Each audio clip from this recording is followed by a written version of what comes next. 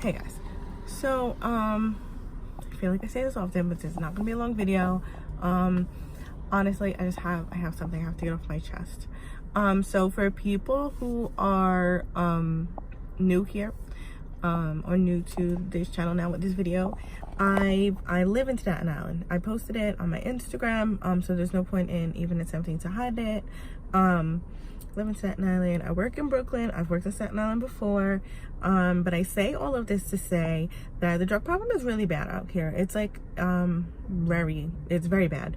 A lot of people started out with pain pills and then ended up going on to heroin because the pills, it's just too much money, and like it's just, I guess it's easier, you know. And so the epidemic is, it's really big on there's like two different sides of the island. There's the island that has a ferry, which is people say it's like the worst side of the island. There's some really nice houses out there though, some really nice neighborhoods. It's just because a lot of the gang activity is over there. And I mean, the drug problem is bad there, but it's equally as bad on the other side, which is actually where I am right now. It's the I don't know, it's the more upper class anyway. So you would think that maybe the drug problem is not as bad, but it is. It's pretty bad. A lot of people are actually doing heroin. For a long time it was like pills over here because people have more money or whatever the case is, but now it's just getting where it's too much. It's hard to get the pills, so people are doing heroin.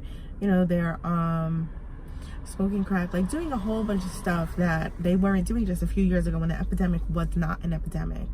When it was just, you know, regular drug use. And okay, so I just kind of wanted to preface the video with that, but also to let you guys know. So I've worked in Staten Island. I've worked in addiction treatment in Staten Island. I've worked in a bunch of outpatient programs out here. I worked at this place. It was a resource center where we were open 24 hours.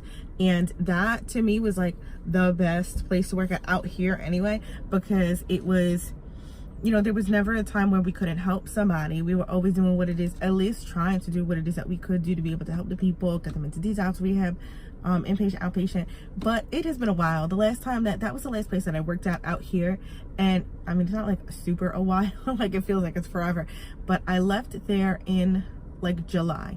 Now it is March right now, so like 9 months. So I haven't worked in Staten Island in 9 months, but you would think that 9 months would change a whole bunch of stuff, and it hasn't. In regards to this epidemic, it has not. I'm not really sure. I don't understand, because if you keep up with New York and in New York, New Jersey, the drug problem, money, there's all these grants that are coming in, supposed to be opening up all these inpatients, outpatients, residentials, you know, getting money to put towards a whole bunch of stuff. And for some reason, I honestly believed it. You know, it was like, people are going to be getting help. But I learned last night and today that that is not the case at all.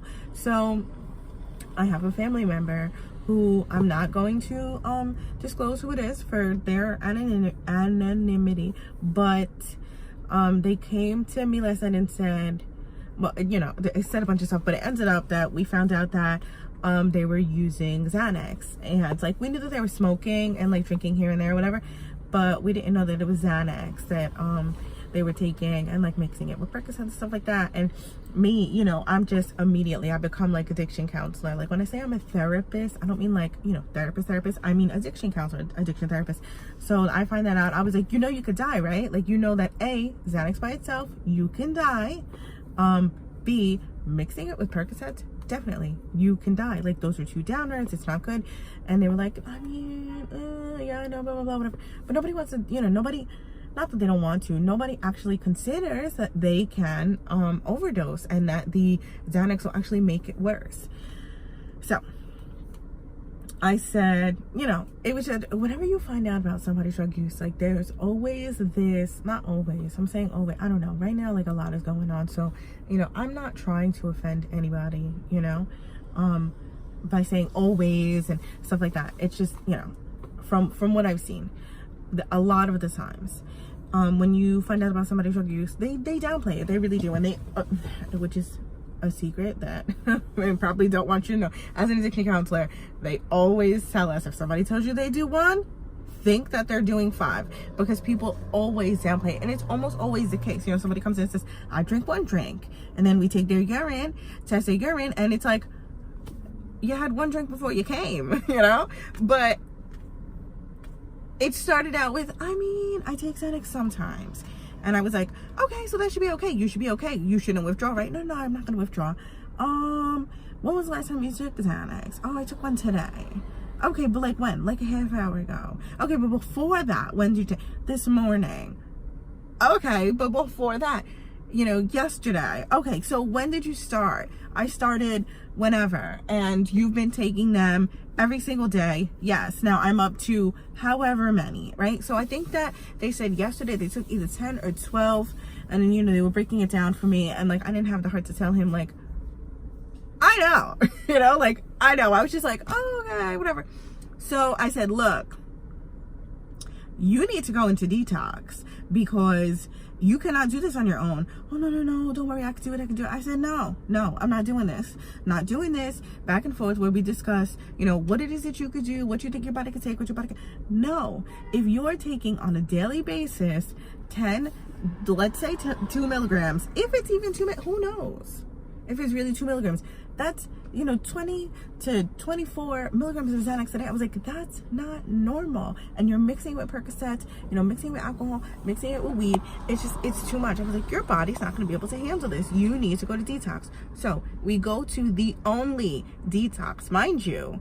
The place that we went to said, oh, go to such and such hospital. I was like, oh, wow, with all of the funds, all of these grants that New York stated that they were giving Staten Island, they must have opened the detox at this other hospital. We go to the hospital, no detox.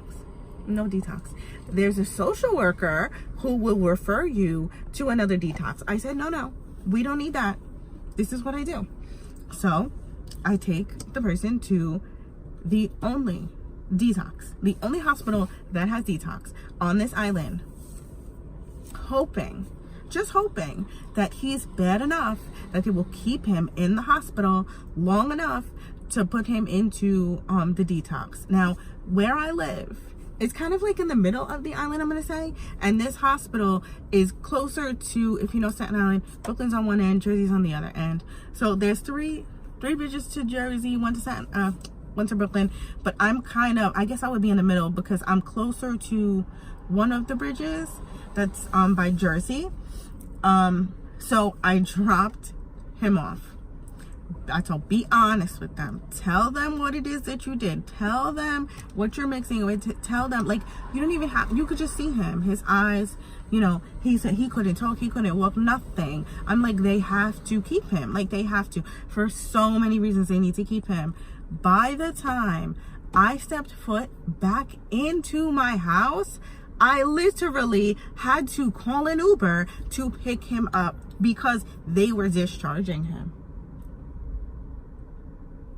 Saying, oh, you're fine. What? So, you know, then I said, all right, you know what? We're gonna just say, you know, they had no beds. You'll be okay right now. Sleep it off. We wake up early this morning, bright and early this morning. Now, I have my 2 kids, so I couldn't just be like, let me, you know, drop my kids to go do this. So I said, I'm going to send you in an Uber. Go back and tell them everything that happened. Tell them what happened last night. Tell them what happened today. Tell them what's been going on. Like, I know that they discharge. It's not like a program, you know, where you come for whatever, you end on a certain day. It's a detox. You come 3 days later, 5 days later, you're gone. It's a Saturday. They're not going to hold you to Sunday just because it's a Saturday, or, you know, hold you till Monday because it's a Sunday. It's like they're going to get rid of people. They're going to, whatever. Send him in an Uber almost immediately again. And mind you, he said he was already starting to feel sick. They sent him back again. So at this point, again, I can't just leave my house, can't leave my kids, can't take them with me to go to, you know, run around to get somebody into a detox. So I ended up calling the place I used to work at, speaking to them, letting them know what's going on, asking if they can help. So then I had to give him directions to get there, and they took him to a hospital in Brooklyn who didn't have any beds. And then they're like, all right, you know what? We are going to spend the day going to different hospitals, to different places, to see if they have a bed to put him into detox. After he took 10 to 12, maybe more, Xanax just yesterday. And I'm sure that's the way that he has been. Now, I don't know if you guys are maybe not even addicts at all. Maybe you aren't addicts and you don't know. There are two things that you can actually die from while withdrawing. One is alcohol, if your alcohol use is that bad. And the other one is benzos. You can have a seizure. You can literally die. And what they told him 3 times already. Because it's not like he, walked into just a program and they were like, oh no, we can't help you, because that happened once. He went to one program, they said, you need to do such and such to be able to go there. So he's going to do it and he's going to come back. He went to 3 hospitals, and 3 hospitals wouldn't even keep him there to make sure he is okay enough. They just said, we don't have it now. Come back tomorrow. And it's like, it blows my mind. Because how can you do that? And you expect for somebody to want to continue to get better. I just don't get it. And like, I'm struggling right now to just be like, oh, it's okay. Like, it's going to be okay. Like, it's going to be okay. It is going to be okay. Because he has somebody like me in his corner that's going to say, no, we're not going to stop. We're not going to just sit here and act like this is no big deal. We're going to fix it. But if he didn't, if he had nobody at all, I just don't know what would his motivation be, and why would he even want to fix himself to be, be better, if you just feel like nobody cares. And it's like, I want to sit here, I want to say, oh, it's the system, it's this, it's that. But it's very difficult for me, for multiple people to look at this person and say, oh, we don't have it, we can't do it. And not feel like there's not a bigger problem. I just don't know. I'm happy I have this though. Because if not, I would just be going, I would be going crazy. I'd be like, why? But at least now I get to share this with you guys, and I'm sure that you guys have dealt with it. I'm sure you guys have similar stories. For people who are still struggling, don't stop. Do not stop. If one place does not have a space for you, find somewhere else. Find someone else. Look for a peer. I'm looking for peers. Peer counselors, peer I don't know what they call them at different places call them different things, but it's like a recovery peer coach, peer counselor. This is somebody who has a certificate or a license, who's sober, or even like a life coach, to work with people, to go with them. I will promote places, which I told myself I would not do. But if you have a peer, if you have a program that has peers that will send the peers out, I will put your information out for people to reach out to you, because we need more people who are going to be there for people who are struggling.